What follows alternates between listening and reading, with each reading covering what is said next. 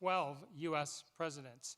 Every president, except one, starting with Richard Nixon, and tons of candidates as well.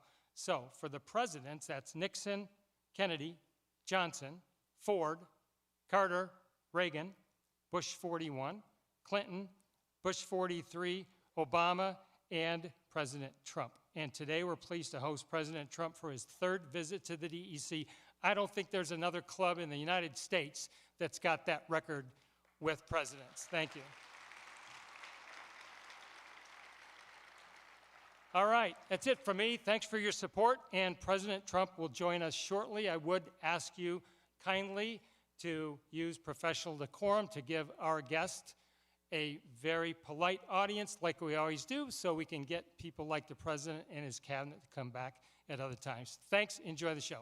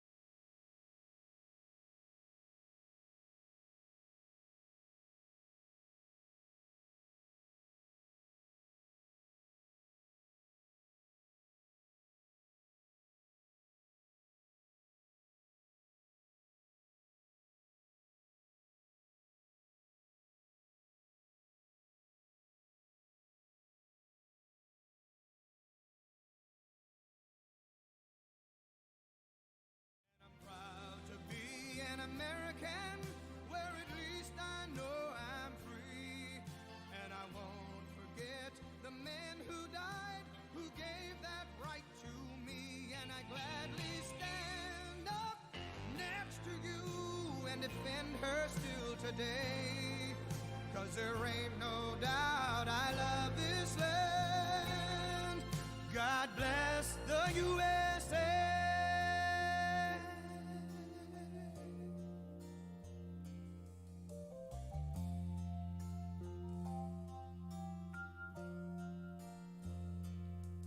From the lakes of Minnesota to the hills of Tennessee, across the plains of Texas, from sea to shining sea, from Detroit down to Houston and New York to LA.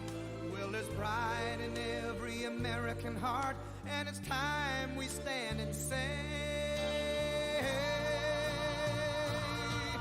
that I'm proud to be an American, where at least I know I'm free.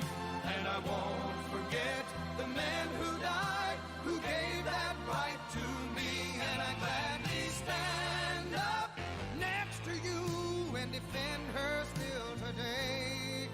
'Cause there ain't no doubt I love this land. God bless the USA.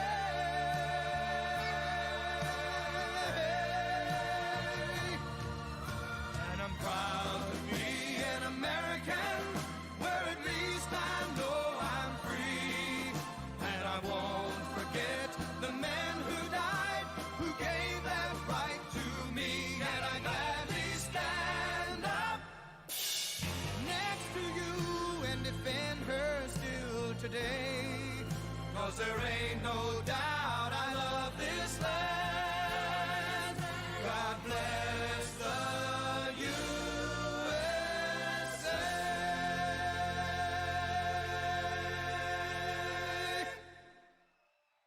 Thank you very much. Thank you very much. What a place. I've been here before. We spoke with you before. Who knew it was going to turn out this well, though, really? I told you we're going to do a lot of things. Nobody thought it was going to turn out like this. This has been crazy. But it's a true honor to be back at the Detroit Economic Club with the businessmen and women who are really the economic engine of America. That's what you are. You've become more of that since I've been in, a lot more.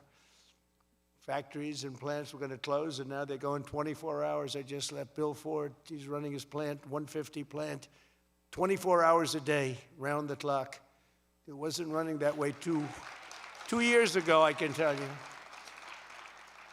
But it's the complex that Ford Motor Company so cherishes. It was a pleasure to see that the crown jewel of Detroit auto industry, is what they call it, is still going after 100 years. Can you imagine, over 100 years? I especially want to thank the president of the Detroit Economic Club, Steve Gregorian. Where's Steve? Steve? Where's Steve? Hi, Steve. Nice looking man. Nice looking guy. And board chair Sandy Pierce. Thank you very much, Sandy. Thank you very much. And we have some very special people here. We have a man who's doing a fantastic job. I get angry at him every once in a while, but very, very seldom, because he's got what it takes. Treasury Secretary Scott Bessent. Scott? Hi, Scott. Hi, Scott. What a good guy. He's got a good pulse, doesn't he? Good pulse of what's going on. Thank you, Scott. He's been great. Michigan House Speaker Matt Hall. Matt. Hi, Matt. We did good in Michigan, Matt. We won the whole thing in Michigan, didn't we, huh? 3 times we won. You know that, right? They didn't give us credit the second time, but we won the second time. But we made the last one, Matt, too big to rig, right? That's what you got. That's the only way you win races in many cases. I got to tell you, it's too bad. I think they should get voter ID. Wouldn't it be nice? The Democrats are totally against voter ID. Who's against voter ID? How can you even campaign? We are against voter ID. How do you not get voter ID? You know what it means, Matt, right? When you're against voter ID, you want to cheat. That's all. There's only one reason you want to cheat, and they do cheat. They're terrible. Michigan Senate Republican leader Eric Nesbitt. Thank you, Eric. Thank you. Look good, Eric. State Senator Jim Runstad. Jim, thank you. Thank you. Thank you, Jim. Former Congressman Mike Rogers, who's running for the Senate, and he'll be a great senator. And he's going to be a great senator. He was a great congressman, and then he left. He went on to very big things. He did well, no matter where he was. And I think they took that away from you last time. I'll be honest with you, Mike. I really do. I don't like to get things going. I don't like to be controversial at all. But they rigged the election on you. Mine was too big to rig. You won. I'm telling you, you won. But you're going to do great this time. He's a great guy, actually. He's going to be an amazing senator. Thank you. Thank you for being here, too, Mike. Special envoy to Iraq, Mark Savaya.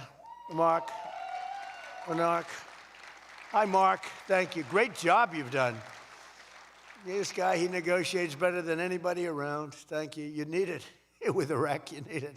You need to be a good negotiator, Mark. I also want to thank Michigan's great congressional delegation. They're amazing. That's been back in Washington due to a very important vote that's coming up. They had a choice. Sir, we want to be with you, but if we're not with you, we're going to lose. But we'll still be with you. I said, no, I'd rather have you win. Don't worry about it. So we're going to win the vote. Representatives Lisa McClain, Jack Bergman, John Molinar, Bill Heisinger, Tim Walberg, John James, and Tom Barrett. They're great people, every one of them. And as many of you remember, I came here at the height of the 2024 campaign to lay out my plan to bring jobs and factories and wealth racing back to the United States and coming back to the great state of Michigan. And just a few weeks later, the people of this state and the voters all across the country endorsed that vision in a landslide victory. We won everything. We won all 7 swing states. We won the Electoral College, 312 to 226. We won the popular vote by millions and millions of, oh, it's so nice to win the popular vote. I won the popular vote all 3 times too, but we're not going to get into that. But the first time they said I didn't win the popular vote, but I won the Electoral College. So they always said, while he didn't win, this is the way I got introduced every time. While he didn't win the popular vote, he won the Electoral College, you know. So this is the way I was introduced for 4 years. And guess what? We said, I'm going back, and we're going to win and we won the popular vote by a lot. So they can't say that crap anymore. And the thing that was most impressive, we won 86% of all counties in America, 2,700 to 525. Think of that, 2,700 to 525. And that's why when you look at the maps on Republican, Democrat, with red being Republican, as most of you know by now, I think, every once in a while you see one where they have it reversed. I said, why we do that? Well, we think it looks better. I said, look, red is Republican. Let's not try and change the voters' minds on things. Just do it that way. And the map was virtually all red. That was about the counties. That was the 2,700 to 550, I think is the exact number. Most importantly, we won a historic mandate to make America great again. And this is what we're doing. We're making America great again like never before. And now, after less than 12 months in office, this is the easiest speech to make. I have great people, and all I'm doing is spewing off what the hell we've done. Even Venezuela wasn't too bad, was it, huh?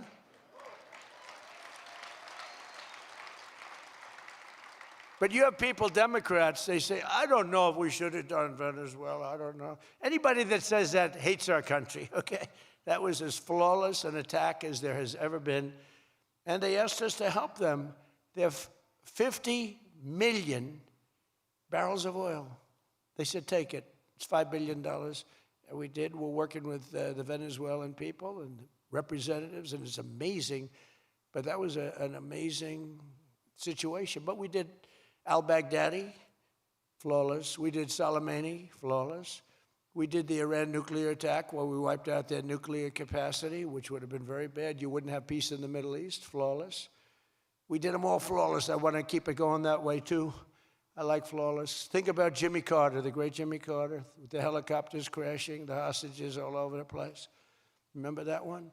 Think about Sleepy Joe Biden with Afghanistan. What a disaster. The most embarrassing day in the history of our country, in my opinion. Real dope. Now, after less than 12 months in office, I'm back in Michigan to report to you on the strongest and fastest economic turnaround in our country's history. It's really been historic. There's never been There's never been, we're not 12 months, we're through 11 months. We've got $18 trillion being invested in our country. The most of any country ever was 3. We're at 18. There's never been anything like this. You are so lucky I allow you into this room to even be with me. I'm kidding. I'm kidding. The fake news will say Donald Trump thinks he's hot stuff. Right now I'm feeling pretty good, though, I will say. Oh, you're so lucky to be here. Under our administration, growth is exploding, productivity is soaring, investment is booming, incomes are rising, inflation is defeated, America is respected again like never before, and other than that, we're not doing that well.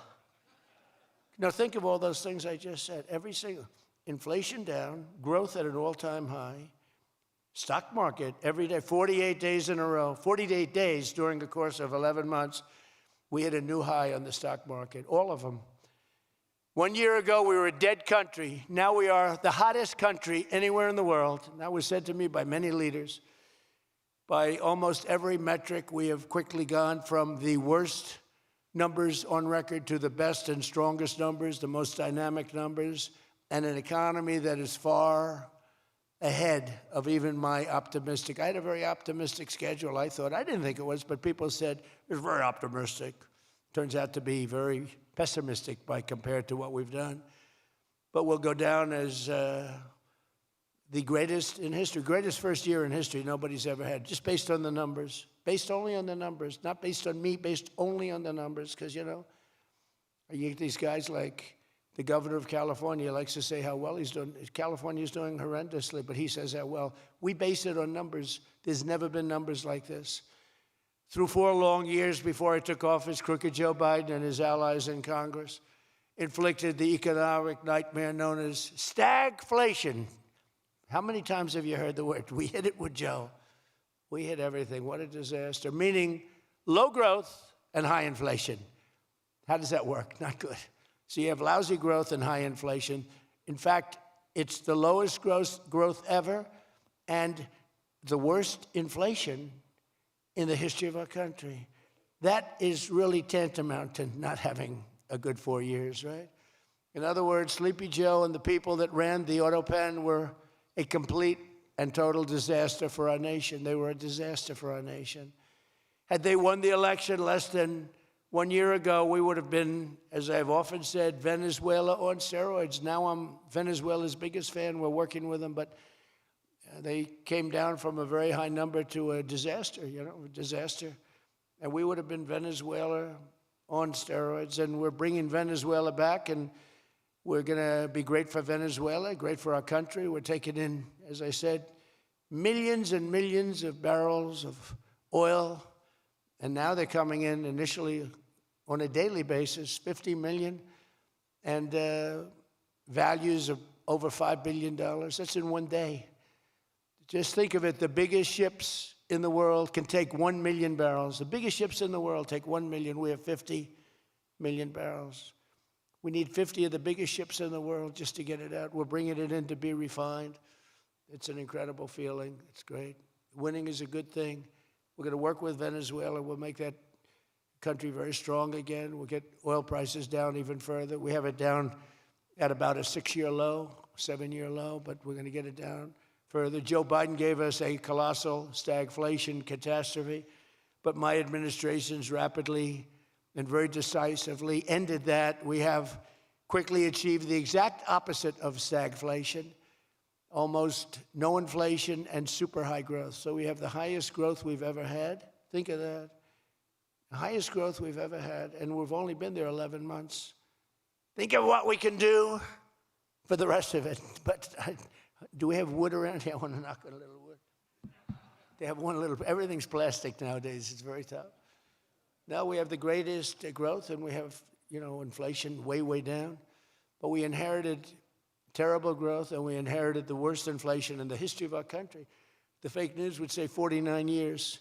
So when I say the history, they give me a lot of time, but I believe it's the history. But let's say 49 years. Would you say 49 years is okay, right? It's pretty bad. What do you think, Mr. Senator, Mr. Future Senator? I'd say 49. What sounds worse, 49 years or history? I think 49 years almost sounds worse. Maybe I'll just use it and I won't argue with these people. As of this morning, core inflation for the past 3 months has been just 1.6%. The numbers were just announced just before I came on stage. And GDP is smashing expectations with the fastest growth for this country in many years. The fourth quarter is projected at 5.4%, and that's despite the Democrat shutdown where we lost at least 1.5 points. You know, the Democrat shutdown, we would have had close to 7. Think of that, close to 7. They were projecting to, the fakers were projecting to. And if we keep deregulating and adding more capacity, like I saw today at Ford, and if we don't raise interest rates every time good news is mentioned. You know, in the old days, I'm probably old, I used to be up at these lecterns and I'd say, I'm younger than pretty much everybody in the room. Now I say I'm older than pretty much everybody in the room. I like it the other way better, actually. But you're too young. But in the old days, when you had good numbers, interest rates would go down. When you had good numbers, the market would go through the roof. That's the way we're going to make it again. That's the old-fashioned way. That's the right way. Today, if you announce great numbers, they raise interest rates to try and kill it. So you can never really have the kind of rally you should have. What happens and what we want, we're going to have a lot of great months, a lot of great quarters. I want the market to go up. You announce unbelievable numbers and the market goes down because they know you're going to do everything possible. In the Fed, we have a real stiff in the Fed, but that's for another day. But they raise rates. So everyone says, oh, they announced great numbers. It's great, great, great. And the market goes down because they immediately raise rates. No. When the market goes up, they should lower rates. You want to see 20% and 25%? You want to see what we can do? We've got to go back to an old standard. When there's good news, the market should go up, not go down. Does that make sense to everybody? And that's the way it used to be for most of the time. That's the way you make a country great. But our growth potential is unlimited and could be much higher if we went back to sanity. We're not doing it anymore. We're talking about the head of the Fed, and I want somebody that when the market is doing great, interest rates can go down because our country becomes stronger. See, you view it differently. Our country becomes stronger, and therefore interest rates should go down, not up. They kill every rally. If it's, no matter who, if it's beyond me as president, it's no matter who's president. You have a good quarter, and they want to kill it because they're so petrified of inflation. And growth and inflation don't necessarily go hand in hand. You can have growth and very low inflation. In fact, oftentimes growth is good for low inflation. So we're going to work on that, Scott, right? I think we're going to work on that very hard. I mean it so strongly. It's sickening. We announce good numbers, and we see the stock market drops 300 points. I say, what the hell is going on? Do you agree with me? It should be just the opposite. All right, Scott agrees, so I'm very happy about this. That means if he didn't agree, I wouldn't do it. But we're already growing double, triple, and even quadruple the speed of almost every other major economy on earth. We're the #1 economy on earth, too. And the results are in, and the Trump economic boom is officially begun. It's really begun almost from the beginning. It almost begun, if you look at it, really from November 5th. You know, on another metric, just before the election, it was almost impossible to get people to join the military. We had the worst enlistment in the history of our country, the worst. You couldn't get people for the Army, the Navy, the Air Force, the Marines, Space Force, the Coast Guard. You couldn't get people. And since right after the election, but especially since after January 20th when we took office, we have now the strongest enlistment we've ever had in the history of our country. We've never enlisted people so quickly, so easily. And we enlist by merit now. You know, we won a Supreme Court case that said you hire by merit. You go to college now by merit. Everything's by merit. Our country became great because of merit. And we have done some job. But think of it, a year and a half ago, we had the worst enlistment in history, and now we have the best enlistment. Things like that don't happen. You might go from the bad enlistment to okay, but you don't go from the worst in history to the best in history. But that's what we've done, every one of them. And that includes police and firefighters. It was very hard to get police. It was very hard to get firefighters, and now everybody wants those jobs. In 4 years of Biden, they secured less than $1 trillion of new investment in the United States. So 4 years, less than $1 trillion. In less than 1 year, I have secured commitments for Over $18 trillion from all over the world, the most ever for any country.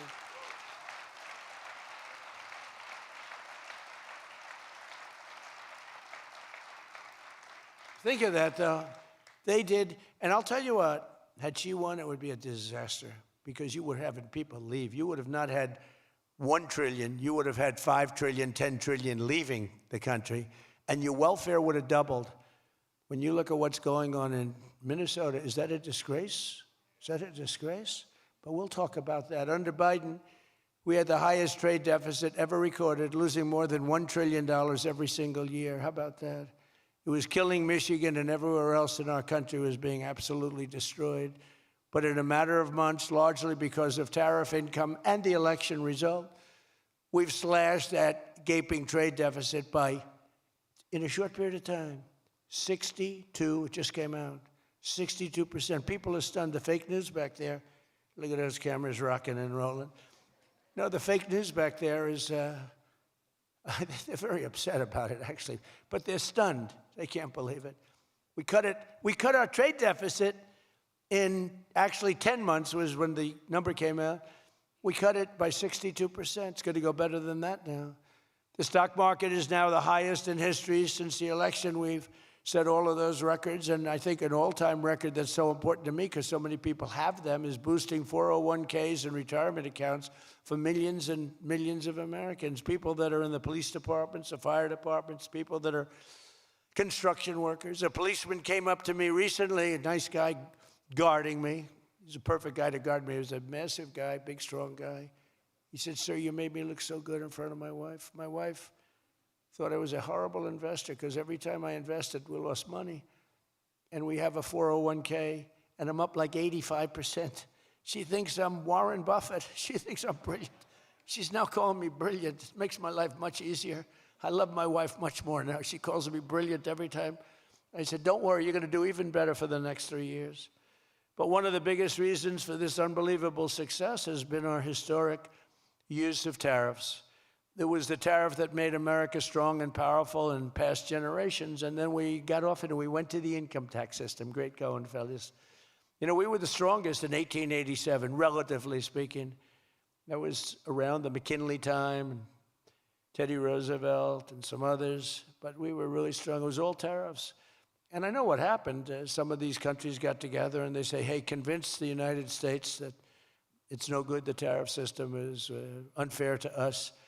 And so some genius, I know who, I don't want to get into it, but some genius said, "Oh, let's go to an income tax system." So instead of foreign companies and countries paying everything, the people started paying. And then after that, you had a depression, but that was a long time. That was in like 1913, you had the tariff switched into income tax. And then in and they like to blame tariffs. You ever notice they blame tariffs? No, they brought tariffs back in 1932. They brought them back to try and save the sucker. But it was in 1929, because a lot of people, you know, the anti-tariff people. Now, an anti-tariff person is a pro-Chinese person, like Coke. This guy's fought me in every election I've ever been in, and I've kicked his ass. He inherited a lot of money, and I don't know the gentleman. But he fights me, and then he goes out and says, "I made more money with Trump than I ever made in my life." And then he supports these other people that were total losers. Gives them a lot of money, but he made more money. Everybody makes money with me. I always made money for people. Now it's tariffs that are making money for Michigan, and the entire country is stronger and safer and richer than ever before outside of that period of time. Now, if they had what was called the Great Tariff Act of 1887 or something like that, and it was a great group of people like yourselves. They picked really smart people to sit on a committee.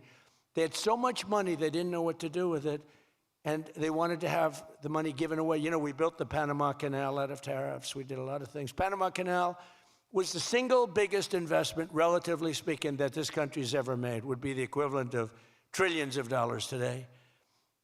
And Jimmy Carter gave it away for $1. It was also the most profitable thing ever built. Thing. In other words, like buildings or casinos or anything, the most profitable thing ever built was the Panama Canal. And brilliantly, Jimmy Carter thought the country of Panama should have it, even though we lost 36,000 people to the mosquito. You know that, right? to the mosquito and a certain snake, which was not a very nice reptile. This was a brutal reptile. You got bit, it was over. It was just saying, bye-bye, everybody. We lost 36,000 people. Malaria, the mosquito, and the snake. And he gave it away for $1. Well, at least we got $1. That's better than most of those guys do. We got $1 for that. Most expensive thing ever built, most profitable thing ever built, too. Makes so much money.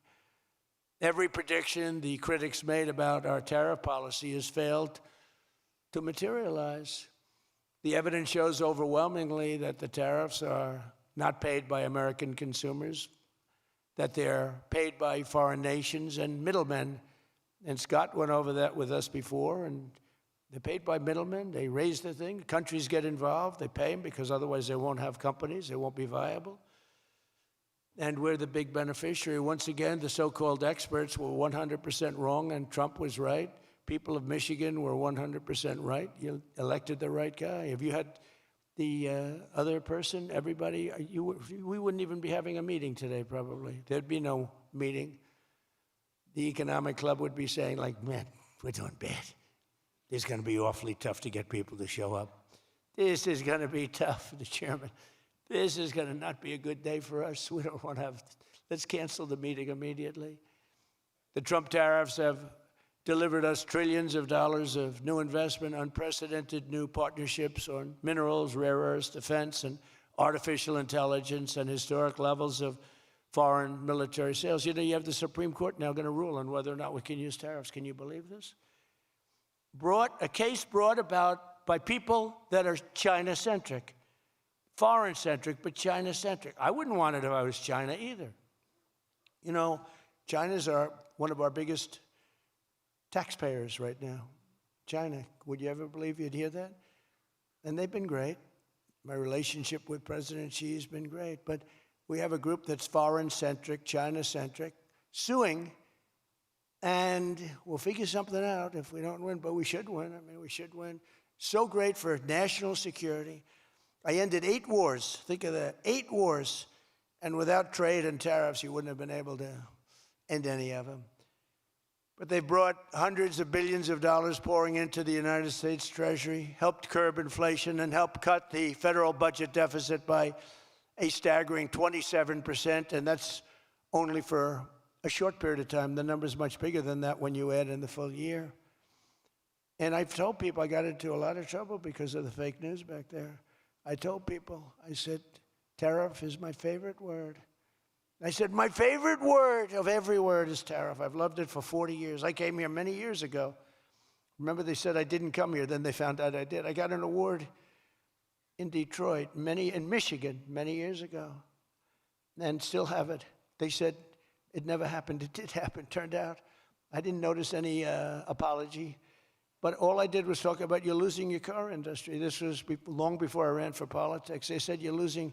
I said, why are you allowing these foreign nations to take your car? You know, you lost 57% of your car industry. The good news is you're getting it back. But I said, why aren't you using tariffs? I've been very consistent, I will tell you that, for years and years. Even as a private businessman, for years I used to, because I get, for whatever reason, a lot of publicity always.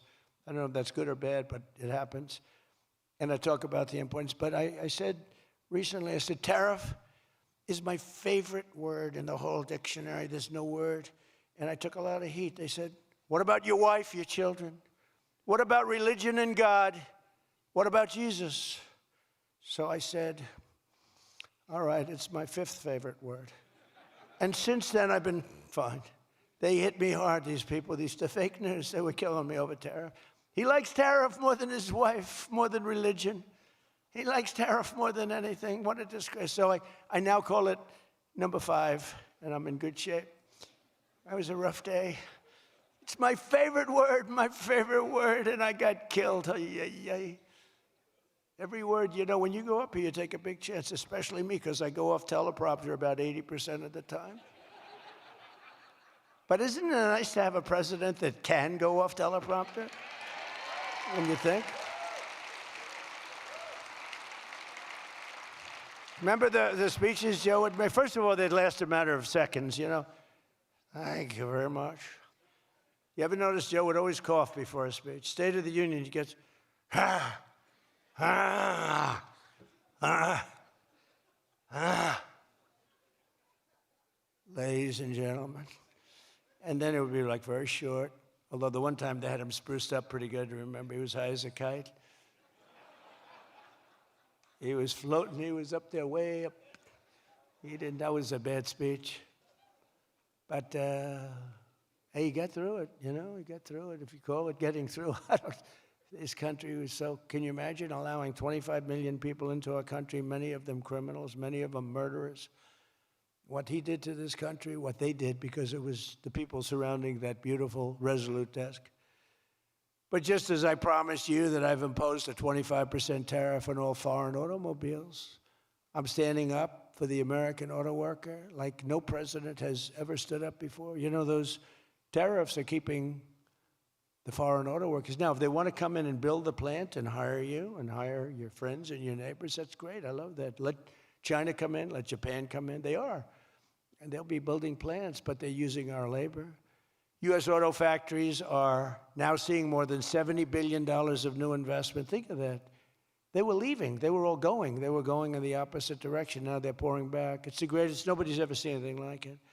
And much of that money is coming right here to the car-making capital of the world, Detroit. You lost, I mean, so many places. Since I took office, Ford has announced it will invest $5 billion across its Michigan and Kentucky plants, creating 4,000 new jobs. GM is moving production of the Chevy Blazer and Equinox from Mexico right back here to America. Right?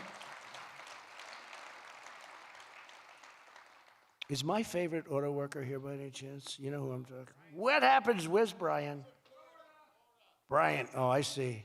He made some cash. He's out to Florida. Oh, he's been very disloyal to Detroit. We're going to have to. He is such a great guy, right? Man, that guy fought for me when it wasn't the popular thing to do. He fought for me from day one. Well, you tell him I said hello to him, all right? That guy, he got it. 4 years ago, he got it, right at the beginning. He understood it better than anybody, better than the great economists. They had no clue. And Stellantis is investing $13 billion to expand its U.S.-based manufacturing plant by more than 50%. Stellantis doing a good job. Never before has an administration achieved such sweeping and dramatic turnarounds as has taken place just in this very short period of time. I mean, you're talking about 11 months. 11 months and you have a different business. 11 months and you're booming. I just spoke to an AI guy, and that's booming too. You know, we're leading China in AI by a lot. I'm letting them build their own electric plants because people are saying, you know, the amount of electricity they need twice as much as electricity currently in the United States for every other business, home, factory. They need double. So I said, we can't do that. And then I had the idea. When they build these $50 billion plants, I'm going to let them build, and they're already building big electric plants to take care of their plant. And any excess electricity, they'll sell it back to our country. It's an unbelievable, and therefore, we're going to build, I think if they really added, you know, you hear how much, and I have great respect for China, but you hear they're building a lot of electricity, but we are too. But we're having it built privately. They're going to own their own electric. They're becoming their own electricity producer.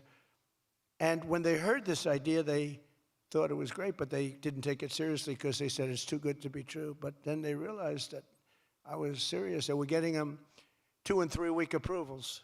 They don't have to wait for 20 years before they get rejected. You know, in the old days, they had to wait for 20 years, and then they get rejected at the end of 20 years. Guys would give up their whole career trying to get one approval, and then they get rejected. In every aspect of our agenda, we're putting America first, and nothing will stand in our way. Nothing's going to stand in our way, nothing. So one of our top priorities in this mission is promoting greater affordability. Now, that's a word used by the Democrats. They're the ones that cause the problem. The one thing, they stick together. They don't have some of the people that we have. I don't know, it's a genetic thing. It's something in the blood. We got some real losers, mostly great, but I wouldn't use the name Romney because I'm in his sort of territory, so I would never use that name. But all right, I'll use it. They don't have a Mitt Romney that votes against everything. They don't have a Rand Paul that votes against everything. I got him elected twice. He was a stone cold loser. I went to Kentucky where I won by a lot. I did a rally for him. Then I did another rally, he won. Then I went the second time, he won. Then he votes against all the time. It's just crazy. I don't get it. Then you have Lisa Murkowski and you have Susan Collins, disasters. And you had a gentleman from Indiana that I don't believe it, Todd Young, he voted against. And you'd say, why are you voting against? They can't give you an answer. They're unable to give you an answer. It's like, why are they against the attack on Venezuela? They're against the attack after they found out it was the most successful attack, probably the most talented, most brilliant tactically attack that we've had maybe in 100 years. And they're against it. Why? It's one thing if the attack failed. I'd probably do that too, a change. I'd be in favor. Then if it failed, I'd say, I told them not to do it. That's what they do. But here we have one of the most successful attacks ever. And they find a way to be against it. It's pretty amazing. But it's a shame. And we have some others, but not many. We have a great party, but we have people, the Democrats, whether you like them or not, they stick together like glue. They have horrible policy. Thank God they have horrible policy. Because they're smart, they're evil, they're vicious, but they're bad policy. For instance, you could be a genius and try selling men playing in women's sport.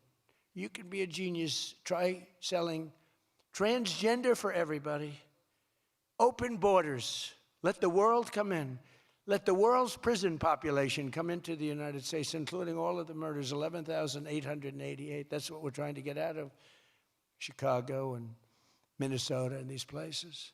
So they stick together, which I admire because I'm a very loyal person, but they have horrible policy. Can you imagine if they had good policy? They were on this morning talking to all the reasons that men should be playing in women's sports. They had a football guy there, flag football. This guy was like 6'6", he weighed 290 pounds with zero body fat. And they had a few young women. They were the size of his leg. He wouldn't have had to run. He could have just walked. They couldn't have done a thing about it. 10 of them would have to jump on him that wouldn't have had any impact. I don't think he would have been like a fly. It's so ridiculous. It's so demeaning to women. It's so demeaning. Look at the weightlifting records. I mean, the record got beaten by 112 pounds, a record that stood for 18 years. 1 ounce they'd put on stood for 18 years. Guy comes along who was a poor lifter as a man. He was at the lower portion of the class. Comes along and broke the record by 112 pounds. Think of that. They've fought for years to beat that record. How about the swimming records? I mean, you can go to sleep during the time the man comes in and the woman. You can go take a nap for a little while. How about the long-distance race that took place not so long ago? Long distance, these marathon deals. They had top men, top women. The man came in. The woman came in 5 hours and 14 minutes and 36 seconds behind the man. Think of it. You're waiting. The man comes in. Now you're waiting 5 hours. What do you do if you're the parents? You go home and sleep for a while. Who the hell wants that?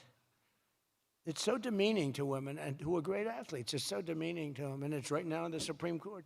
I can't believe it would even go to the Supreme Court. I mean, could you imagine 20 years ago talking about men playing in women's sports? They'd think you're crazy. Or transgender for everybody? If you said there will be no mutilation on children, that's one of my standard lines. We will not allow the mutilation of a child. Can you imagine having to say that 15 years ago? People would say, is that guy crazy? Of course we won't. But we're living in a different time. It's a crazy time we're living in. After real wages plummeted by $3,000 under Sleepy Joe Biden, real wages are up by $1,300 in less than 1 year under President Trump. For construction workers, wages are up $1,800. Don't forget, they were down $3,000. Factory workers over $2,000, and for many other workers, over $5,000. And I just gave the military, because we're doing so well with taking in so much money with the tariffs, I just gave them $1,776. You saw that, right? Did you see that? They had 75, and I said, you know, if you had one more dollar, it's $1,776. They said, that was a good idea. we could afford one more dollar. We gave them $17.76. Meanwhile, grocery prices are starting to go rapidly down. Rent is down. Airfares are down. Hotel rates are down. Cell phone prices are down. And we're just getting started. But more importantly than going down, our growth is through the roof. It's way up. Among my first acts in office was to end the radical left war on oil and gas and stop the crusade to kill American energy, and frankly, to open up cars so that you don't have to have an electric car. I love electric cars. I think they're great. I like Elon a lot. I don't think he was too happy with my policy of opening it up, and I can understand that. But I've been saying it for 4 years. They wanted everybody to have an electric car in a very short period of time. There was no way to build the stations. There was no way to get it done. I want you to have gasoline-powered cars. I want you to have electric. I want you to have hybrids. I want you to have everything. Hydrogen, I don't know about. I'm hearing it's not testing so well. It's fine, except when there's an explosion, you're a goner. Now, have you heard that with hydrogen? I have one guy who's trying to sell hydrogen, and I say, yeah, but, sir, that only happens 1 in 100. Oh, great. When it happens, they find the body like 300 yards down the road. So I said, I'll pass on hydrogen. Maybe there's something I don't know about, but is anybody in the hydrogen car business? Gasoline is now under $2.50 a gallon in 17 states and under $2 in many places. We have some states it's $1.95, $1.99, $1.97. As we speak, these are gas stations, and think of that. We have gas stations in the Detroit area where you can fill up for less than $2.30 a gallon, whereas 2 years ago it was $4.50, and in many places it was way over $5. Think of that, $2.30. You see it. That's like a massive tax cut, which we gave you under the great big beautiful bill, by the way. No tax on tips, no tax on Social Security, no tax on overtime. And with our extremely successful operation in Venezuela earlier this month, that number soon is going to go lower because we're going to have a lot more energy. We're going to have a lot more, as opposed to a country that's going to be totally shut down, no fuel, no gasoline. And it's, they say it's got more than Saudi Arabia. Who knows? It's got a lot. And by the way, to all Iranian patriots, keep protesting, take over your institutions if possible, and save the name of the killers and the abusers that are abusing you. You're being very badly abused.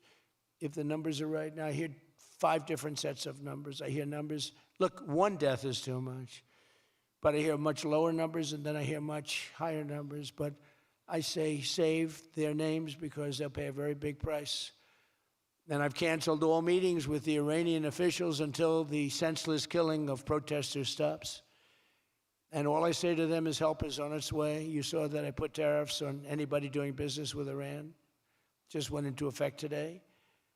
And I say, make Iran great again. It was a great country until these monsters came in and took it over.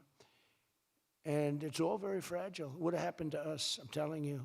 If I didn't win this election, it would have happened to us. In the coming weeks, I will be laying out even more plans to help bring back affordability. And again, remember, that's a fake word by Democrats. Prices were too high. They caused the high price. They never want to talk about affordability. They always go, this is an election about affordability. I say, they caused it. But they're good at that stuff. They're good at that stuff. They're fake, and they're good at that stuff. It's an election about high prices that was caused by the Democrats and that I brought down a lot. And remember, when you see energy coming down like I brought it down, and gasoline coming down, that brings everything else down. It's so much bigger than any other factor. When gasoline gets to be $1.99 a gallon, everything comes down. The donuts come down, the truck that delivers the donuts, the stove that makes the donuts, the whole thing, it all comes down, and it's coming down much faster than anybody can even believe. And remember, though, I always say, because normally when that goes down, the world comes down. That's the bad way of bringing it down. Our growth is through the roof. So I always want to say that whenever I say prices are coming down, but our growth is going way up. 2 beautiful events, the exact opposite of the Biden administration. As part of those efforts at Davos next week, I'm going to provide much more detail about our housing policies so that every American who wants to own a home will be able to afford one. We have some great things happening with housing, as you know. You saw the $200 billion buy-in on bonds. and mortgages. This will include a ban on large institutional investors buying up single-family homes all over the country and making it impossible for people to buy a home. And I've also announced that the U.S. government is purchasing $200 billion of mortgage bonds to bring down mortgage rates, and it's had a huge impact. It's already started. And just last week, the average 30-year mortgage dropped below 6% for the first time in many years. It's coming down very rapidly, and that's not with the help of the Fed. If I had the help of the Fed, it would be easier. But that jerk will be gone soon. In addition, I proudly called for the credit card companies to cap interest rates at 10% for 1 year because they're getting 28% and 30% and 32%. And it's unfair. The rates are way too high. To provide further relief to hardworking Americans, we'll also be confronting one of the biggest factors in driving up prices, the monstrosity known as the Unaffordable Care Act. You know what that is, right? It's Obamacare. It's a great name, Unaffordable Care Act. Nope. Did anybody ever think of that one before? It's true. It's the Unaffordable Care Act. Obamacare was a gift to make health insurance companies rich at the expense of the American people. In particular, the so-called enhanced premium tax credits were a corrupt payoff to the insurers, whose stock prices went up more than 1,000% after Obamacare was signed. I want the same money I want it to go directly, very simple. I want the money, those big amounts of money paid for by the government, to go directly to the people so they can buy the health care that's right for them. They can negotiate their own deal, health care savings account, but they'll buy their own health care. And everybody loves it. That's why later this week, I'll announce our healthcare affordability framework that will reduce premiums for millions of lower drug prices, delivering price transparency and demand honesty and accountability from insurance companies all over the country, all over the world, actually. Healthcare costs will come down very fast with my most favored nation executive order. We're doing most favored nation drug prices. When we would have drug prices stay the same, everybody thought it was great. They're going to be coming down thousands of percents. We're standing up to special interests and slashing prescription drug prices by 300, 400, 500, and even 600% and more. I mean, think of that. On that alone, we should win the midterms in a landslide. I'm doing favored nations. The country that pays the lowest price in the world is the price that we're going to pay. And we got that because of tariffs, because I said to the countries they wouldn't approve it. The drug companies were tough, but they were fine. But they said the countries will never do it because you have a pill that sells for $10, you have to sell it for 20 or 30, so you'd have to double or triple the price of their health care there for prescription drugs. Ours would come down from $130 to $20. Theirs would go from 10 to 20, the world being a bigger place. And it was unbelievable, but the countries wouldn't do it. So I called the countries. I said, if you don't do it, then I'm going to put a tariff on you. And the tariff's going to be 20 times more than the cost that you're having to pay for fair health care. And every one of them said, sir, we agree with you 100%. We would be honored to do it. It was really rather amazing. We could never do it. So think of that. You have most favored drug prices. Your drug prices are going to go down like from $100 to $10. Nobody can believe it. And we can't get the fake news to write about it. It's the biggest thing to happen in medicine. It's the biggest thing to happen in healthcare. And I cannot get the New York Times, I cannot get anybody to write about it. When we got it done and we announced it, it was on a page way in the back of the New York Times. Same with others. They don't want to talk about it. You know why? Because it's so good. It's the biggest thing to happen. Over the past 12 months, almost every promise I made to you right here in 2024 has been kept. I've kept all my promises and much more. I mean, I've given you much more than I gave you promises, and I produced much more than I said I was going to produce. I gave you the largest tax cuts in American history, cutting taxes across the board in the great, big, beautiful bill. And as I told you, I mean, who would have gotten you no tax on tips, as I said before. No tax, I say it over and over again, no tax on overtime, no tax on Social Security for our seniors. Any senior should be voting for us because the Democrats won't do this. It doesn't work for them. And we also made interest on car loans fully tax deductible so that when you go out and buy a car, if you have a mortgage or you get a loan on a car, you're allowed to deduct interest for the first time ever. That's never happened before. But only for cars that are stamped with the beautiful words, made in the USA. In other words, we're only letting that take place if the car is made like in Detroit or in the USA. Our tax cuts also provided 100% bonus depreciation on all new equipment and capital investments, meaning that for any manufacturer looking to bring production back to America, you can write it all off, everything, not in 38 years, not in 44 years, in 1 year. You write the whole thing off in 1 year. That's the biggest thing there. I think that's the biggest thing. That's the big job producer. And I've cut an unprecedented number of burdensome regulations. We're number one in the history of our country in cutting regulations. I promise to cut 10 old regulations for every one new regulation. So if we put on a regulation, the only way I'll allow it to happen is if the secretary, like Scott Bessent, cuts 10 old regulations. But instead, last year we actually cut 129 regulations for every one that we put in. Think of that. So nobody's ever cut regulations like I have. I terminated the insane electric vehicle mandate and ended the war on internal combustion engines. Once and for all, those engines were gone. And some people like them. And if they like them, great. And if they like electric, if they like any form of propulsion, any way you want to propel your car is okay, except for a couple of them, as I discussed. I permanently stopped Joe Biden's ridiculous CAFE standards. You know what the CAFE standards are? They're standards that make it impossible for you to build a car affordably. They make it impossible for a car to really work right. The CAFE standards sound so nice. The CAFE standards, it's environmental standards that are impossible to meet. And we're canceling the EPA's absurd tailpipe emission standard, one of the worst ever. And I revoked the California emissions waiver to stop San Francisco communists from regulating automobiles all over our nation, all over our world. Boy, I have done so much for the car industry. It's crazy. Nobody thought it was possible to do this. And that's why your industry, and not everybody's in the car industry. How many people are in the car industry in this room, in one way or another? That's a lot, relatively. That's not bad. Another urgent priority for bringing down the cost of living is to stop the colossal fraud that is bleeding American taxpayers absolutely dry. The fraud being committed by the Somali population in Minnesota. Have you heard of them? They're lovely people. Is monumental. And California, Illinois, New York, and others are just as bad. Our country has been losing over $500 billion to fraud every single year, but those days are over. We have the best group you've ever seen assembled going after fraud.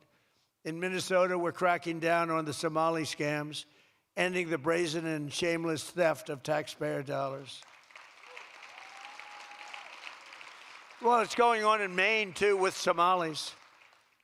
You know, and they don't take our ships anymore. You know why? We hit them with the same missile that we used to hit the drug dealers coming in with the boats. You know, we have drugs coming in by sea down 97%. You've seen that? 97%. And we're trying we're really trying hard to find out who the hell is the other 3%. But we have them down 97%. And we're going to start hitting them by land, too. The hard part is done. By sea, nobody's coming. It hasn't been great for the fishing industry, however. Those that have a fishing boat, they're having a hard time getting customers. But you can't have everything. Nobody wants to go on boats. Nobody wants to go like 25 miles an hour. When you see a boat with 5 engines on the back of it going 65 miles an hour, and it's loaded up with hundreds of bags that you see cellophane with white, typically it's not fishing. How about the couple of submarines we took down? We took out 2 submarines, and the Democrats say they were fishing. No, they were submarines. They were actually, they build a very fast, it's a drug-carrying submarine. They have a lot of money. And we took them out, and the Democrats claimed that they were fishing. We shouldn't ruin people's beautiful fishing journey. It's unbelievable what we have to go through. It's really a shame, actually. We froze it all, children's payments to those states that we're talking about, and we will now require proof of attendance in order to receive federal funding for child care or any of that. How about all these child care places in Minnesota where there is no children? They go there, they get paid millions and millions of dollars. The biggest operation in all of Minnesota had no children. And we pay millions of dollars. They're scammers, they always will be. And we're getting them out, and we're not going to pay them. We're not going to pay Minnesota. Right, Scott? We're not paying Minnesota any more money for that, any of that crap. It's a big scam. It's a giant scam run by an incompetent, crooked governor. He's an incompetent, crooked guy. And also, we're freezing any and all welfare payments going to illegal immigrants that will start effective immediately. So when illegals come into California, Gavin Newsom, they come into California, and they send us bills for people coming in. We're not paying it. So we're working on that very strongly. Just don't pay it. As Nancy Reagan would say, just say no. You remember Nancy Reagan? Just say no to drugs. It's a little more difficult than that, I guess, right? But just say no. Additionally, from this moment forward, if you're on public assistance, like almost all Somalis are, did you see where 94% of them are on public assistance? You can't wire money out of the country back to your bank account from where you came. But more importantly, we probably aren't even going to give them the money anymore, the money going to them, because of the tremendous abuse and probably illegality being perpetrated on our country. We're not going to give them the money. We're not giving them the money. It's massive numbers of people are scamming our country. You know, they came from a place with nothing, and they come here and they drive around in Mercedes-Benz. You know, the Mercedes-Benz dealers do well in that area of Minnesota. Can you believe it? They have nothing. They get welfare payments, and they have Mercedes-Benzes. It angers me so much, but we're going to straighten out our country. This was done under Biden and Obama, very much under Obama. It all started under Obama. And we just can't. We've got a great country. We're not going to screw it up. But this was one of the great scams ever. They have the same thing, Somali in Maine. Who would think? I never saw that happening. But in Maine, it's really crooked as hell, too. But it's not just Somali. It is them, but it's not just. There are many other places, many other people. The whole country, if we stop this fraud, this massive fraud, we're going to have a balanced budget. That's how much money you're talking. We'll have a balanced budget without all the growth I'm talking about. And then you add the growth, we got one hell of a country. We're giving 90-day notices to places like California, Scott. Right away, we're going to send out that notice. Who would bill the federal government as people poured into the state to send those people back, because no country can afford to do it. No country can afford to take in millions of people, pay for their education, their health care, their hospitals. You just can't do it. And we all have a heart. You can't do it. But many of those people are murderers. They're people released from jails, prisons, mental institutions, insane asylums. They're people that are drug dealers. They're addicts. Additionally, starting February 1st, we're not making any payments to sanctuary cities or states having sanctuary cities, because they do everything possible to protect criminals at the expense of American citizens, and it breeds fraud and crime and all of the other problems that come. So we're not making any payment to anybody that supports sanctuary cities.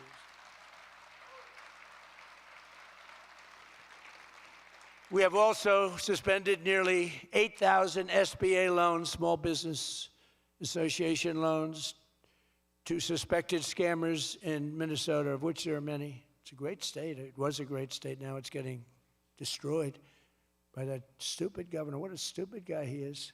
But he's a crook. I mean, he's an incompetent guy, but he's a crook. He allowed this to go. You can't have corruption on a scale that nobody's ever seen before, and you're sitting as a governor and you don't know what's going on. It's impossible, even though he's a stupid guy. We're investigating large-scale visa fraud, and the Department of Justice has already charged nearly 100 people in criminal conspiracies in Minnesota. They're all over the place. Last week, we announced that I'm creating a brand-new division at the Department of Justice, a legal strike force led by a really tough, smart new Attorney General for fraud. He's a fantastic young guy. He's so impassioned to do this properly. We intend to imprison any fraudster, politician, or public official involved in these sick plots to loot and pillage our country. Think of that Ilan Omar. She lives in Somalia. They don't have a government. They don't have a military. They don't have police. They don't have anything. All they have is murder and robbing ships, bringing in ships, pirates. That's stopped. Same missile, ping. That's the end of them. It's amazing how that can stop corruption. Those missiles, they never miss, you know. The same one, exactly the same one. But think of it, she comes from a country with nothing, and she comes here and she tells us about our Constitution. I have a constitutional right to rip off the country. I guess she's a total scam artist. Anybody knows it. How do you let her get away with it? AOC +3. She was one of the three. They're all scammers. They're so bad for our country. They're so bad for our country. Our ICE operation in Minnesota, for example, is finding hundreds of killers, violent predators, and child rapists, some of the worst criminal offenders anywhere in the world, murderers all over the place. All we want to do is get them out. Did you see the pictures that we put up? Hundreds of them. Murderers wanted for murder, wanted for the worst drug selling. One of them is one of the biggest drug dealers in the world. And vicious, sells bad drugs too. Bad drugs, like if you take a tiny little morsel, your child is dead. And we're getting them. But it's hard to get them because they make it so impossible for you. And you wonder why. Why would they do that? You know, do they want to live with murderers? Do they want to live with these people that are emptied out from prisons? They have a lot of people. One of the reasons I was so angry with Venezuela, they emptied their prisons almost entirely into the United States of America. Tren de Aragua was the gang. One of the worst, probably the most violent gang there is anywhere in the world, they say. We're getting them out. We've got a lot of them out already, but we're getting them out. We're also going to revoke the citizenship of any naturalized immigrant from Somalia or anywhere else who is convicted of defrauding our citizens. We're going to get them the hell out of here fast. And if you come to America to rob Americans, we're throwing you in jail and we're sending you back to the place from where you came. We're throwing you right in jail. And they know it, too. And one of the reasons they're doing these fake riots, I mean, they're just terrible. I mean, you see it's so fake. Shame, shame, shame. You see the woman, that's all practice. They go practice. They go to areas, they take hotel rooms, and they all practice together. It's a whole scam. We're finding out who's funding all this stuff, too. We pretty much know. But in conclusion, as we liberate our country from this cultural scourge and the plague of corruption and fraud, we'll rediscover the natural energy and native spirit that truly makes America great again, like we're doing with Detroit and Michigan. If we get rid of fraud and do our job properly on the trillions that are being extorted out of our country from corrupt and incompetent governors like Gavin Newsom, J.B. Pritzker, and Tim Walz, we will very soon have a balanced budget, and that's the kind of money that we're talking about. We're talking about massive amounts of money. Our country wasn't built by people who tried to lie and cheat and scam their way to success. It was built by legends like Henry Ford, Henry Dow, Thomas Edison, the Kellogg brothers, Alfred P. Sloan, the founder of General Motors, men who lifted up American workers and strengthened our nation beyond even belief. And we're doing the same exact thing right now. I think we're doing it even better. This is the fierce spirit of patriotic free enterprise that we're now unleashing once again. We are unleashing it like maybe never before. Together we have turned the page forever on the failed left-wing model that makes our America poor, desolate, and makes people feel sorry for us. That's what we had. We had a country where our leader was laughed at and our country was scorned. We had a country that was laughed at. They laughed at us. 2 years ago, they laughed at us. They thought we were fools. They thought we were stupid people. Now we're seeing that they're not the smart ones. We are. But we have a great America, and we're going to enrich it. And foreign nations, foreign migrants, criminal fraudsters, and corrupt politicians are not going to play a role anymore. They're going to be in jail. Under the Trump administration, we're reclaiming America's dignity, rebuilding America's wealth, and we're putting the productive, hardworking American citizen at the center of every single thing that we do. They were the ones that built America, and they will build it up again, and that's what they're doing at levels nobody thought was possible.